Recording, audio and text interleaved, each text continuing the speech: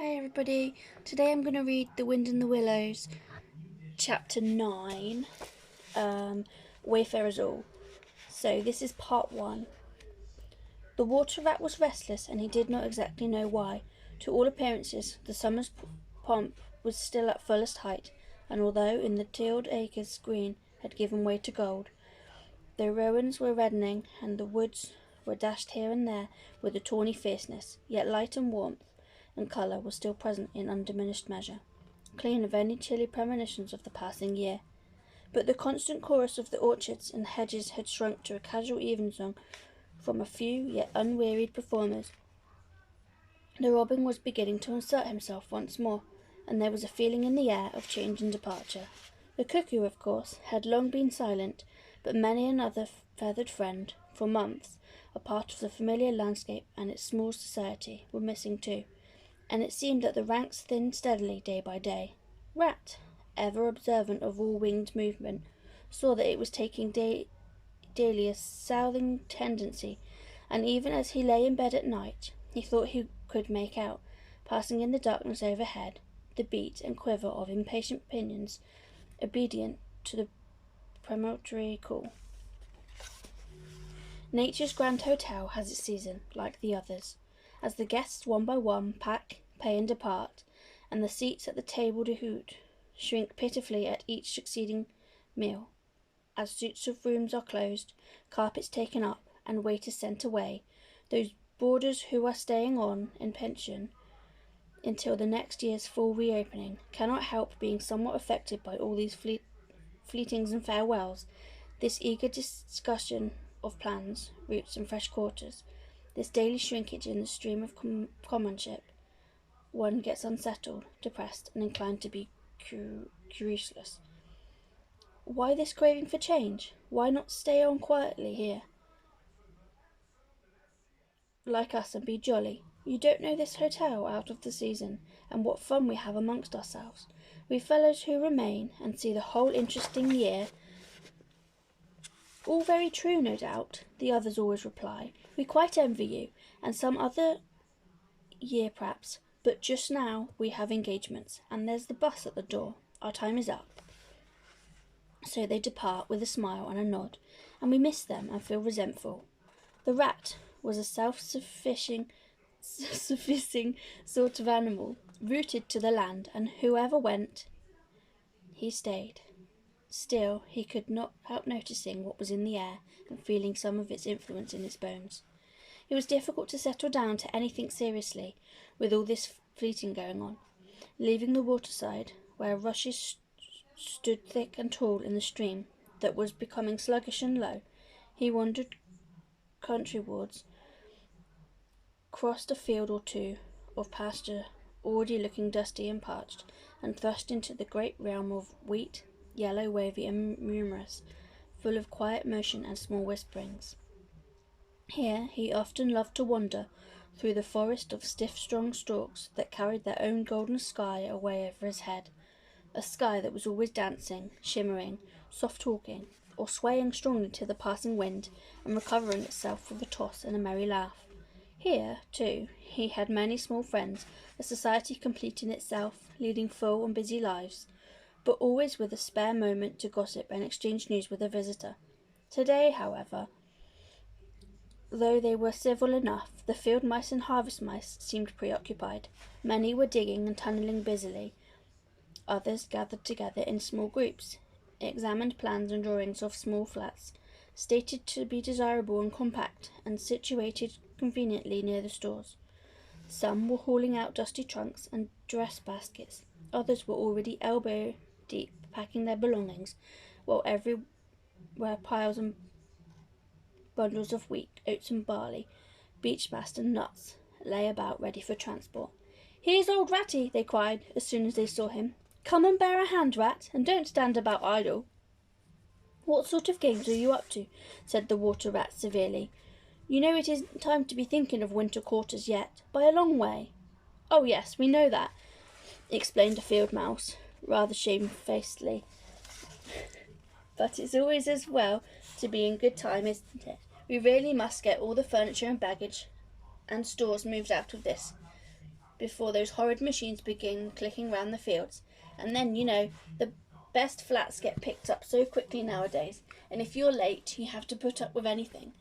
And they want such a lot of doing up, too, before they're fit to move into. Of course, we're early, we know that, but we're only just making a start. Oh, bother starts, said the rat. It's a splendid day. Come for a row, or a stroll on the hedges, or a picnic in the woods or something. Well, I think not today, thank you, replied the field mouse hurriedly. Perhaps some other day, when we've more time. The rat, with a snort of contempt, swung round to go, tripped over a hat box, and fell with undignified remarks. If people would be more careful, said a field mouse rather stiffly. And look where they're going. People wouldn't hurt themselves and forget themselves. Mind that hold, old rat. You'd better sit down somewhere. In an hour or two we may be free to attend to you. You won't be free, as you call it, much this side of Christmas. I can see that, retorted the rat grumpily, as he picked his way out of the field. He returned somewhat despondently to his river again, his faithful, steady-going old river, which never packed up, fleeted, or went into winter quarters. In the osiers which fringed the bank he spied a swallow sitting. Presently it was joined by another, and then by a third, and the birds, fidgeting restlessly on their bough, talked together earnestly and low. What? Already? Said the rat, strolling up to them. What's the hurry? I call it simply ridiculous. Oh, we're not off yet, if that's what you mean, replied the first swallow. We're only making plans and arranging things. Talking it over, what route we're taking this year, and where we'll stop, and so on. That's half the fun. Fun, said the rat. Now that's just what I don't understand. If you've got to leave this pleasant place, and your friends who will miss you, and your snug homes that you've just settled into, why, when the hour strikes, I've no doubt you'll go bravely and face all the trouble and discomfort, and change and newness, and make believe that you're not very unhappy. But to want to talk about it, or even think about it, till you really need... No, you don't understand, naturally, said the second swallow. First, we feel it stirring within us, a sweet unrest, then come to the recollections, one by one, like homing pigeons. They flutter through our dreams at night. They fly with us in our wheelings and circlings by day. We hunger to inquire of each other, to compare notes and assure ourselves that it was all really true, as one by one the scents and sounds and names, as long-forgotten places come gradually back and beckon to us. Couldn't you stop on for just this year? Suggested the water rat wistfully. We'll all do our best to make you feel at home. You've no idea what good times we have here, while you are far away. I tried stopping on 1 year, said the third swallow. I had grown so fond of the place that when the time came, I hung back and let the others go on without me. For a few weeks it was all well enough, but afterwards, oh, the weary length of the nights, the shivering, sunless days, the air so clammy and chill, and not an insect in an acre of it. No, it was not good. My courage broke down, and one cold, stormy night I took wing, flying well inland on account of the strong easterly gales. It was snowing hard as I beat through the passes of the great mountains, and I had a stiff fight to win through, but never shall I forget the blissful feeling of the hot sun again on my back as I sped down to the lakes that lay so blue and placid below me, and the taste of my first fat insect. The past was like a bad dream. The future was all happy holiday as I moved southwards week by week, easily, lazily, lingering as long as I dared, but always heeding to the call. No, I had my warning. Never again did I think of disobedience. Ah, yes, the call of the south, twittered the other two dreamily. Its songs, its hues, its radiant air. Oh, do you remember? And forgetting the rat, they slid into passionate reminiscence, while he listened fascinated, and his heart burned within him. In himself, too, he knew that it was vibrating at last, that chord hitherto dormant and unsuspected, the mere chatter of those southern-bound birds, their pale and second-hand reports, had yet power to awaken this wild new sensation and thrill him through and through with it. What would one moment of the real thing work in him, one passionate touch of the real southern sun, one waft of the authentic odour. With closed eyes he dared to dream a moment in full abandonment, and when he looked again the river seemed steely and chill, the green fields grey and lightless. Then his loyal heart seemed to cry out at his weaker self for its treachery. "Why do you ever come back, then, at all?" he demanded of the swallows jealously. "What do you find to attract you in this poor drab little country?" "And do you think," said the first swallow, "that the other call is not for us too, in its due season? The call of lush meadow grass, wet orchards, warm insect-haunted ponds, of browsing cattle, of haymaking, and all the farm buildings clustered round the house of the perfect eaves? Do you suppose," asked the second one, "that you are the only living thing that craves with a hungry longing to hear the cuckoo's note again?" "In due time," said the third, "we shall be homesick once more for quiet water lilies swaying on the surface of an English stream. But today, all that seems pale and thin and very far away. Just now our blood dances to other music. They fell a-twittering among themselves once more, and this time their intoxicating babble was of violet seas, tawny sands, and lizard-haunted falls.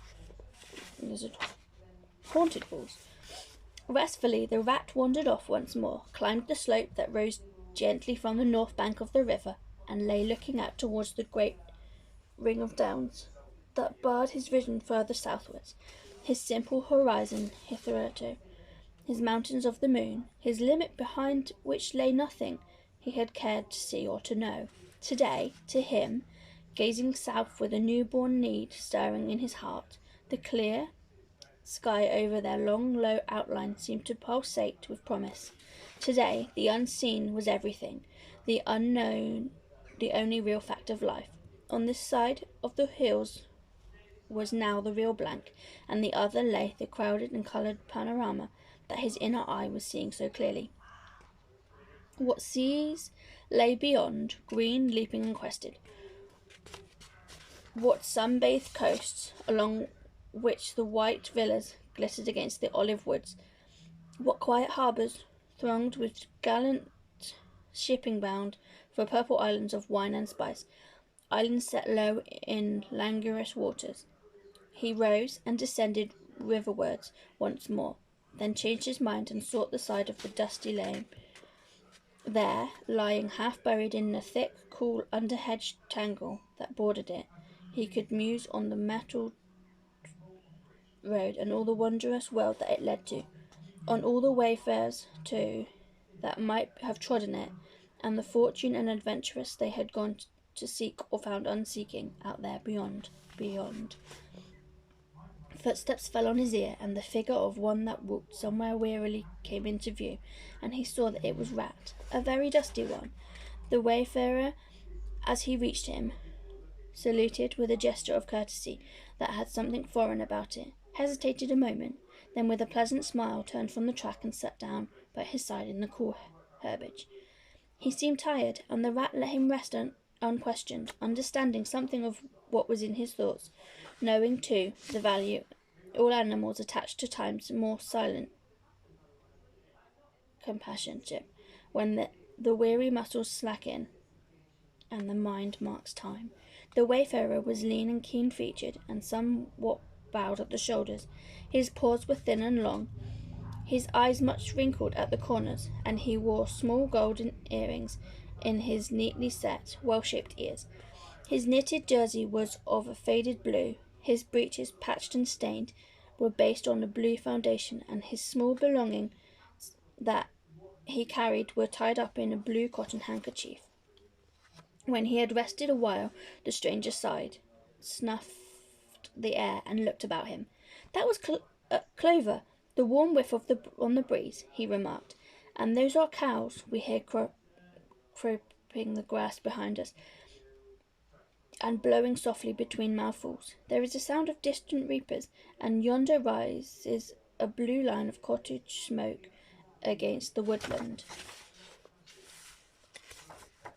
The river runs somewhere close by, for I hear the call of a moorhen, and I see by your build that you're a freshwater mariner.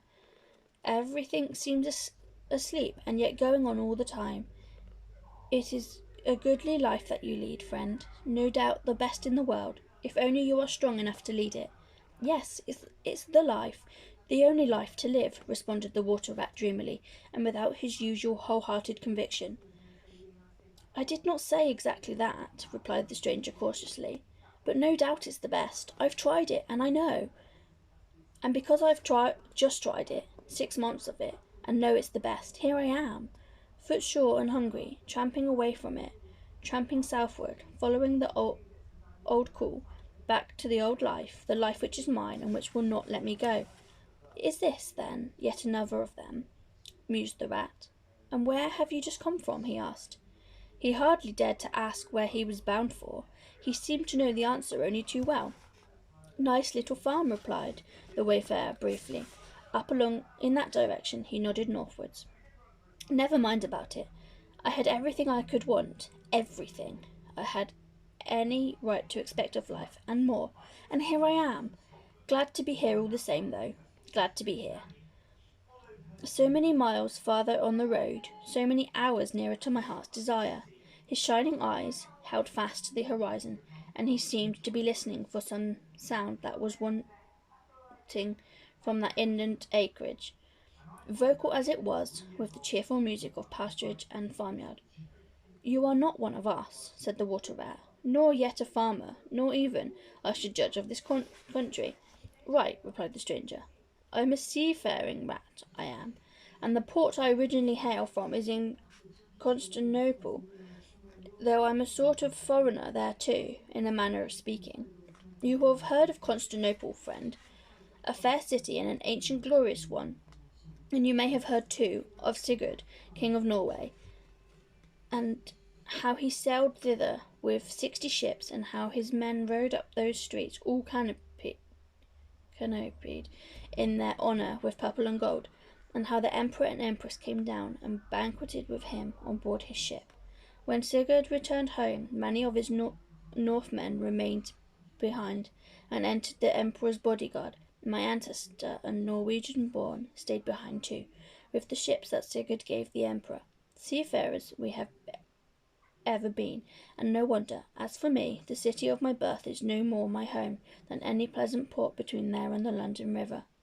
I know them all, and they know me. Set me down on any of their quays or foreshores, and I am home again. I suppose you go great voyages, said the water rat, with growing interest. Months and months out of sight of land, and provisions running short, and allowance as to water, and your mind commuting with the mighty ocean, and all that sort of thing. By no means, said the sea rat frankly. Such a life as you describe would not suit me at all. I'm in the coasting trade, and rarely out of sight of land. It's the jolly times on the shore that appeal to me, as much as any seafaring. Oh, those southern seaports, the smell of them, the riddling lights at night, the glamour. Well, perhaps you have chosen the better way, said the water rat, but rather doubtfully. Tell me something of your coasting, then, if you have a mind to, and what sort of harvest an animal of spirit might hope to bring home from it to warm his later days with gallant memories by the fireside. For my life, I confess to you, feels to me somewhat narrow and circumcised.